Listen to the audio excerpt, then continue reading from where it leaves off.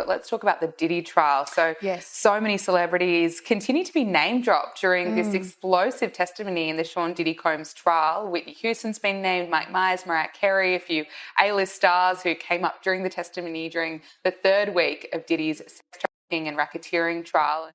Comedian Katt Williams recently suggested that some major celebrities could be facing problems due to their links with Diddy. People are starting to notice that Jay-Z and Beyoncé seem to be keeping their distance from him. There's growing speculation that this might be because Diddy could reveal some information about them. Will Diddy start snitching? He better. But the only thing I'm interested in him talking about is everything he knows about Kathy Coriana White. See, I know you know what happened to Corey. Diddy, I know that. You and Jay-Z. Down in Vegas in Tao with Claudia. Why don't you just talk about Kathy? That might help. That might help a lot. Talk more about the Kathy White case later in the video. For now, we've been looking into court records, lawsuits, and police reports to understand what Diddy might do next. Will he try to protect himself by pointing fingers at other celebrities? Or is he prepared to face the consequences alone? This situation involves many well-known names, from top rappers and Hollywood actors to Super Bowl performers.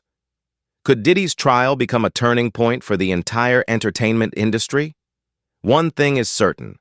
Jay-Z and Beyoncé are clearly stepping away. You've said it on several occasions yourself, Mrs. Carter. He taught you how to be a woman.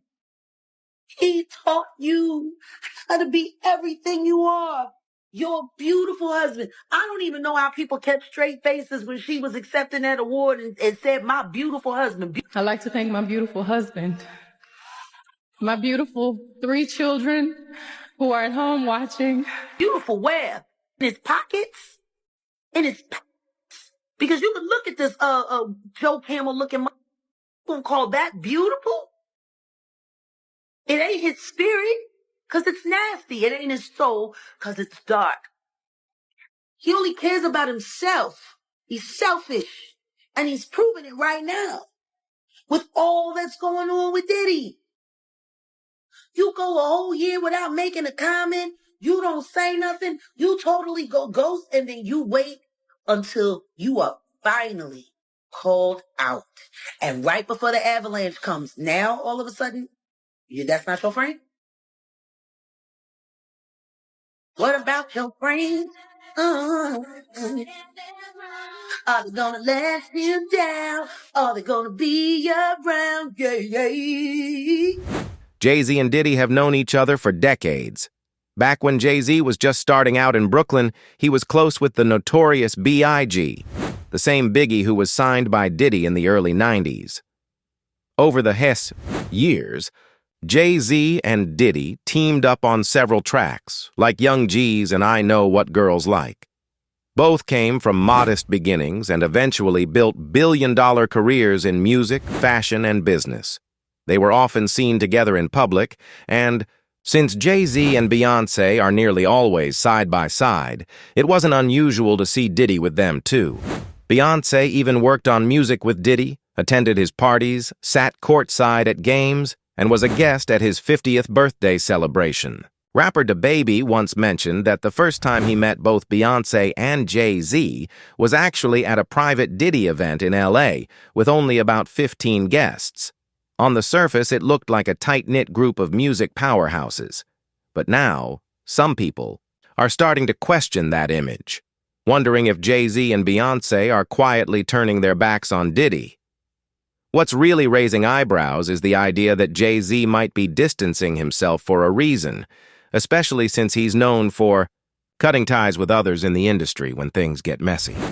Jaguar Wright told us that Diddy was being set up by Jay-Z. And this is the one thing I never forget, because she said, how do you guys not see the lineup? Jay-Z has lined up person after person over the years to stay number one, and he's not doing shit different than all of these other people like Diddy and R. Kelly. The first person she named in this lineup was D. Haven, and D. Haven and Jay-Z were childhood best friends. And D. Haven has spoke out against Jay-Z for years, saying that he believed that Jay-Z set him up with the feds to get arrested. Jaguar Wright also listed Big L, and Big L is who gave Jay-Z his start in the hip-hop industry, and then Big L was randomly murdered. And then Jaguar Wright talked about Jay-Z setting up Dame Dash and everything that he did to him during the Rockefeller days, and even said that Jay-Z took his love Aaliyah. And I mean by living her. Jaguar Wright explained that the only reason that Jay-Z treated Dame Dash this way is because he was so mad at the fact that Dame Dash got Aaliyah and that Aaliyah didn't want to be with him. And the crazy part is Dame Dash even confirmed this and talked about it. The most fucked up shit was Aaliyah dying. That was the most fucked up shit. And all the shit I had to deal with that. You'd be surprised how people act when they think you're hurt. That's when they really start trying to make moves on you. But that's when they try to make moves on you?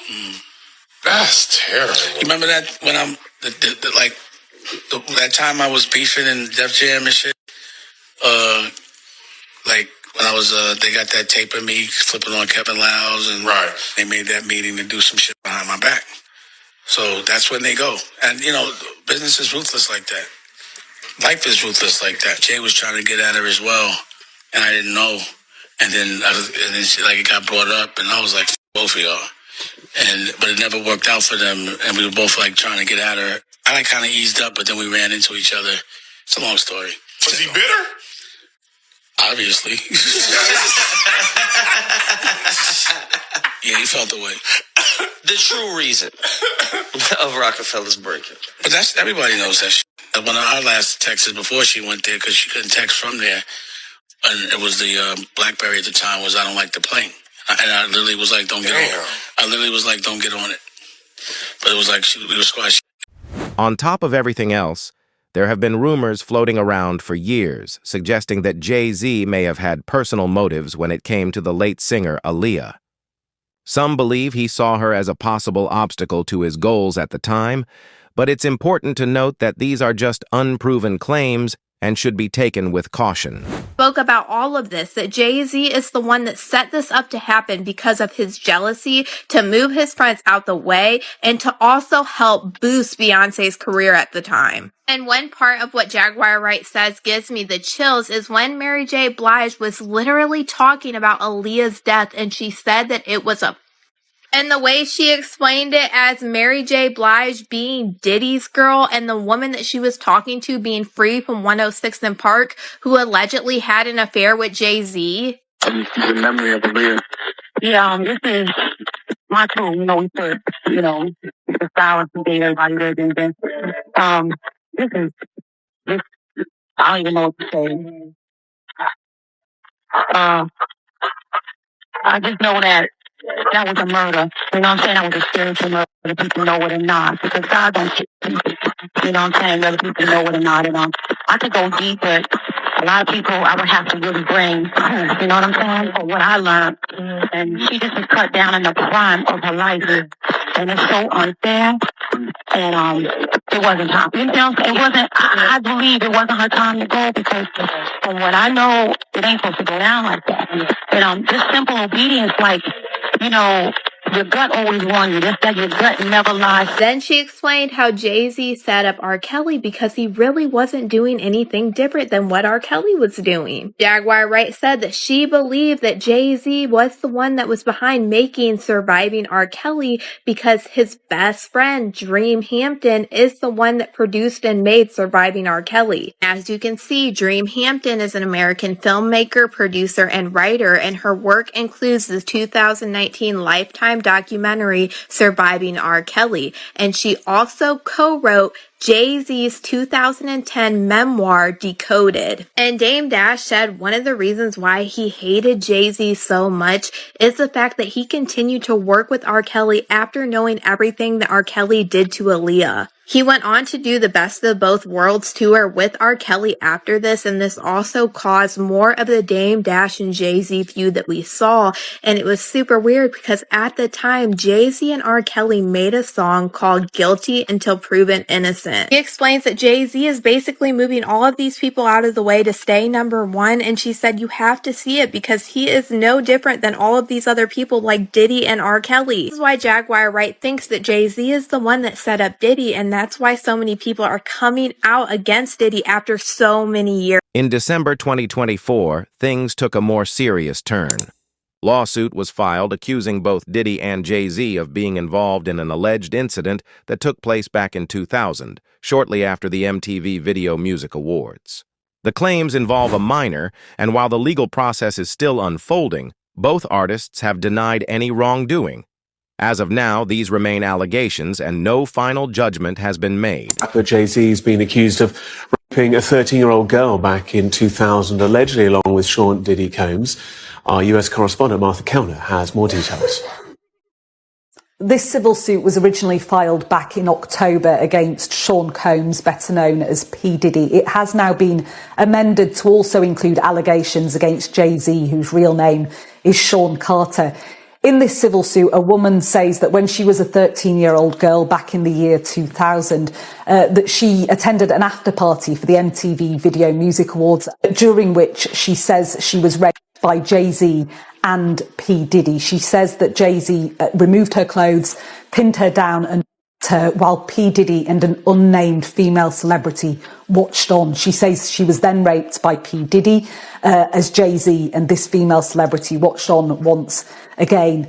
Jay-Z has dismissed in a lengthy statement these claims as idiotic. He's also attacked the character and legitimacy of the lawyer who has brought these claims. In his statement, Jay-Z directly addresses that lawyer. He says, "These allegations are so heinous in nature that I implore you to file a criminal complaint, not a civil one. Whomever would commit such a crime against a minor should be locked away. Would you not agree? My only heartbreak is for my family. My wife and I will have to sit our children down, one of whom is at the age where her friends will surely see the press and ask questions about the nature of these claims and explain the cruelty and greed of people. My heart and support goes out to true victims in the world who have to watch how their life story is dressed in costume for profitability by this ambulance chaser in a cheap suit." The wife, which he refers to, is, of course, Beyoncé, whom he's been married to since 2008 and been in a relationship for much longer than that. As for P. Diddy, he's currently in prison in New York awaiting criminal charges for sex trafficking and racketeering. He faces more than 24 civil lawsuits. Both Diddy and Jay-Z denied the allegations. Jay-Z took it a step further, calling the claims completely false and saying the lawyer behind the case was trying to blackmail him. Then, in February 2025, the woman who filed the lawsuit withdrew it. She admitted there were serious mistakes in her story and confirmed that Jay-Z had not harmed her. She also claimed her lawyer had influenced her to move forward with the case, though the lawyer denied that. Despite the case being dropped, the situation had already caused damage.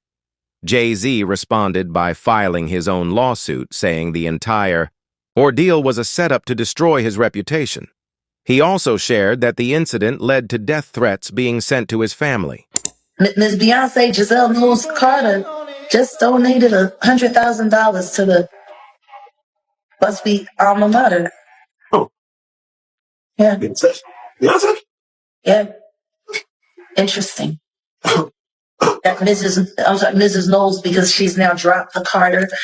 And, yeah, she's, yeah.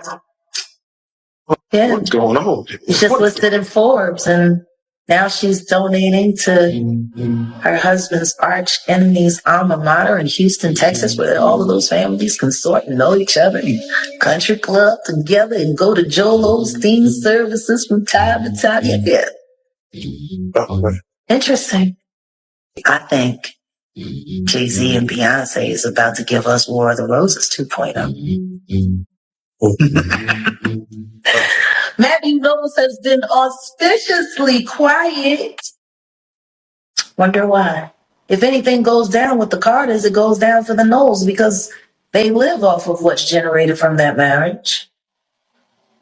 Definitely. They're very quiet. Or maybe Tony Busby's just doing all the speaking for them to make sure that their daughter can break away, maintain some symbol of, oh my God, I didn't know he was a monster. I will survive. Books, tours, terrible remixes, new, footwear lines and all of this. And yeah. If Beyonce is trying to burn the Jigga Man before it her brain completely, this is going to be delicious. I think they're just as grubby for what they done to R. Kelly and then give Jay-Z a fluff ball interview. Where's Gail? Where's Gail?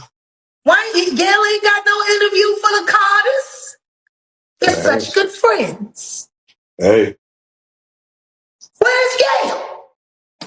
What, she trying to keep the brain away from Oprah before she passed out on a Ozempic again? I don't know. Where is this? And her birthday. Just to be clear, Manzaro isn't suing all the celebrities connected to the case, only Diddy and Elio Eston. However, he did claim that several well-known figures were present when the alleged events occurred. As more lawsuits and accusations come to light, this situation continues to grow and could potentially cause a major shift in the entertainment industry. Now that Diddy's trial related to alleged misconduct has entered its 5th week, even more familiar names have been mentioned in court. One of the key witnesses, a woman identified as Mia, used to work as Diddy's assistant. She returned to the stand on Monday, June 2nd, after previously testifying that Diddy mistreated her during her time working for him. Diddy accuser claiming he was sexually assaulted, raped, and humiliated at a freak-off party in Miami, and that other big stars saw him in rough shape. TMZ is all over this story. Branson Quirk joining us live. Now, Branson, let me get this right. This new Diddy accuser is basically claiming he was sexually assaulted at the freak-off party, and he claims that other celebrities were there as well.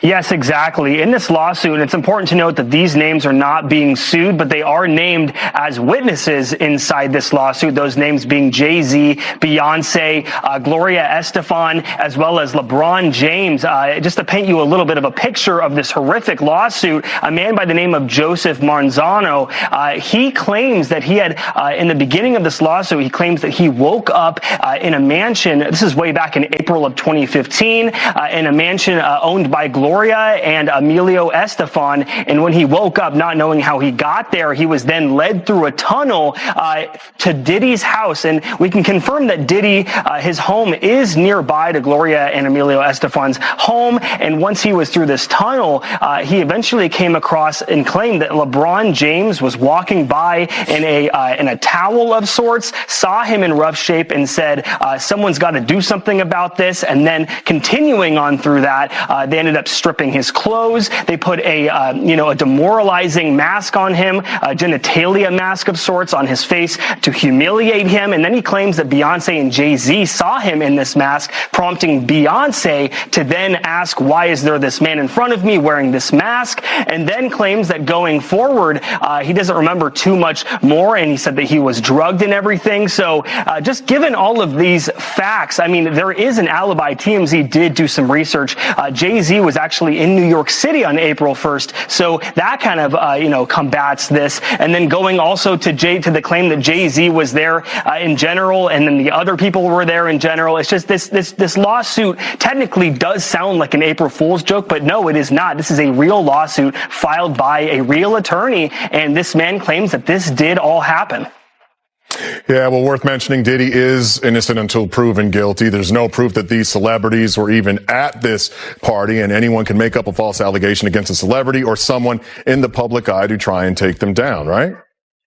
No, you're absolutely right. And honestly, too, we did a little bit more research. And April 1st, LeBron James, he was in town playing in Miami the next day. So people are also pointing to that as a fact that he may have been there the night before. But there's just so many details here that when you look at this entire thing, it almost looks kind of like a screenplay was written throughout, comparing to the other lawsuits here, because it's so similar to the other lawsuits. All right, thank you. And it's so easy to make a false accusation. During the trial, the jury was shown text messages exchanged between Mia and Diddy, messages that also mentioned another well-known figure, R. Kelly. These texts are part of a larger group of messages being used by Diddy's legal team to suggest that Mia maintained a friendly relationship with him, despite her claims of being mistreated. In one message from 2019, Mia wrote to Diddy saying, "I had a nightmare I was trapped in an elevator with R. Kelly, and you came to rescue me." R. Kelly, as many know, is currently serving a 30-year prison sentence following his 2022 conviction for sex trafficking and racketeering. Now, Diddy is facing similar accusations. Interestingly, Jay-Z has also worked with both R. Kelly and Diddy in the past, which has added more attention to his name as this case continues. Today, she testified about being by Combs.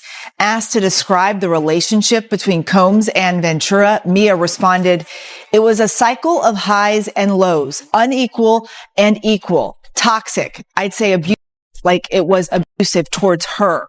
On vacation in Turks and Caicos, Mia recalled Cassie Ventura running and screaming into her hotel room. She was screaming for help and saying, "You gotta help me. He's gonna kill me."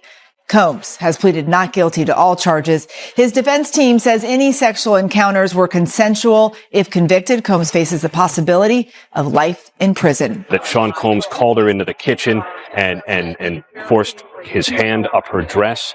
And then later in Los Angeles at his house, she recalled sleeping in a bunk bed where she said Combs forbade anyone from locking doors. And she remembered waking up to the weight of him on her, and he forced himself inside her. It was quiet. Pin drop is a bit of a cliche, Eva, but that was the kind of attention that everyone was paying as she was describing these harrowing moments.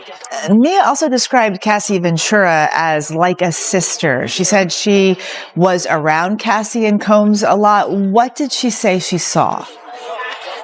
Yeah, and in fact, she said that Sean Combs threatened to tell Cassie about these alleged assaults, so she would effectively lose her friends. That was the kind of environment that she was seemingly living in.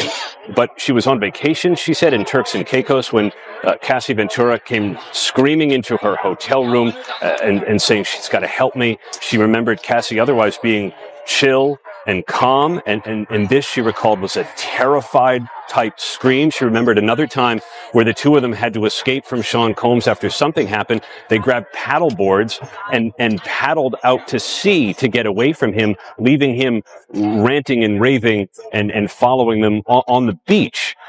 But Eva, think of this entire scene. She says that as his personal assistant, she was made to sit in the bathroom with him while she's on the toilet, was made to be in his closet, where she said another sexual assault occurred when he forced himself in her mouth. And so she felt like he was the king. She had nowhere to go. These recent testimonies were shared as federal prosecutors introduced even more serious claims against Diddy. They allege that, over the years, he used intimidation, physical force, and the power of his music empire to control and silence women. According to the prosecution, Diddy allegedly pressured women into troubling situations that lasted for days, something he reportedly referred to as freak-offs, and used weapons and substances to maintain control. I know you mentioned the best of both worlds with R. Kelly. Have you maintained any type of contact with R. Kelly since?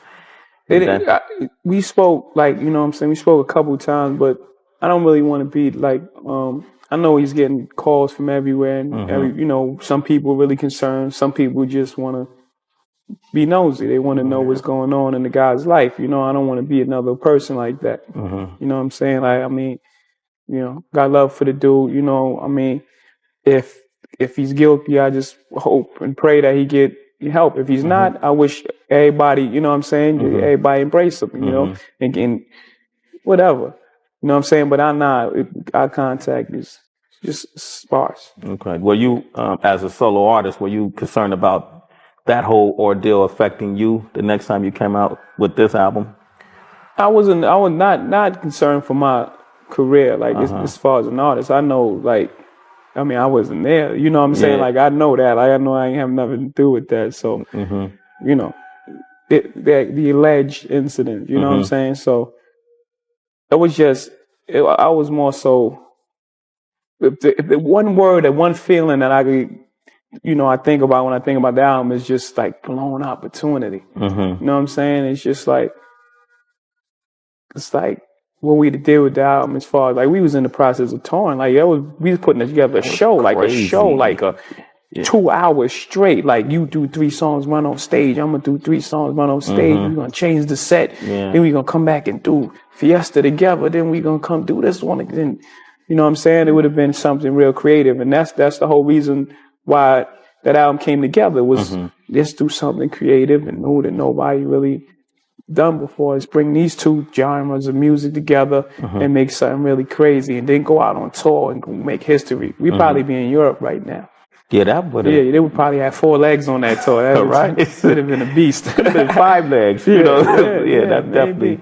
Now, 55 years old, Diddy faces 5 serious criminal charges. 1 for racketeering conspiracy, 2 for using force or pressure, and 2 for transporting people to take part in illegal activities. As the case unfolds, each new witness brings more details, making the situation even more intense. What do you think? Will Diddy be found guilty?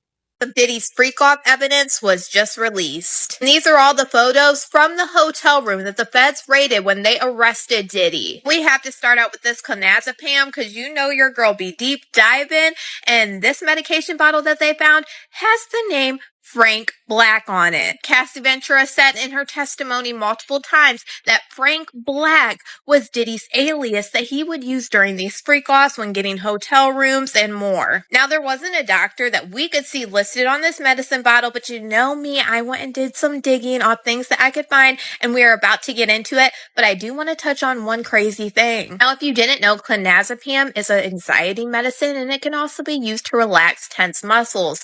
But this freaks me out. Because if you remember, in Cassie Ventura's statement, she said how she would get so anxious before these freak-offs, sometimes she would even vomit during them, and Diddy would tell her to continue. This made me think of Diddy's ex-assistant, Philip Pines, who was on the fall for Diddy, who said that it was his job to set up these freak-offs, who released text messages between him and Christina Korm, voice memos for Diddy, and even admitted that he testified to the grand jury. In the text messages that he released, this is one of the substances that Christina Korm would ask him to bring Diddy. And I'm cooking, just stay with me. So on this bottle, it says 2811 Wilshire Boulevard Suite 610. Now it seems like Diddy got this medicine prescribed to him under the alias Frank Black from Lifespan Medicine, because this is the same address, Suite 610. When you look up Lifespan Medicine, it shows that they have a holistic doctor, and keep this in mind. You guys know I stayed in the court dockets way before this trial even started,